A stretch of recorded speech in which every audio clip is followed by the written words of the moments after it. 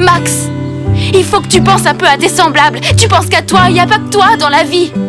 C'est vrai quoi, qu'est-ce que je dois faire? Toute cette histoire, ça commence à être trop dur. Pourquoi, hein? Pourquoi tu penses jamais à personne d'autre qu'à toi?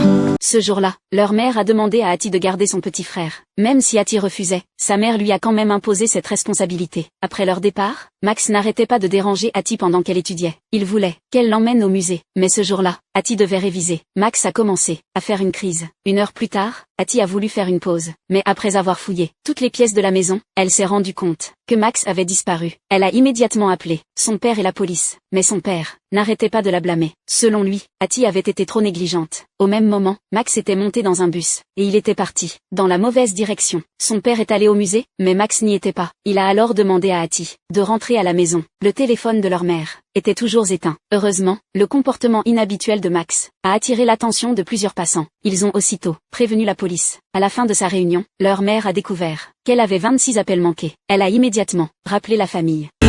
Max, écoute chérie, je te raconterai plus tard, hein, et toi tâche de rentrer.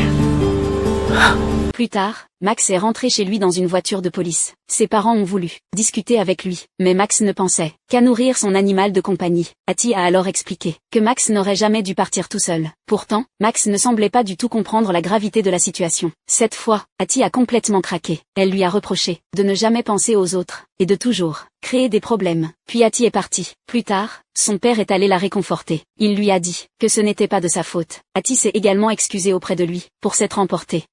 Je suis navré que ce soit dur.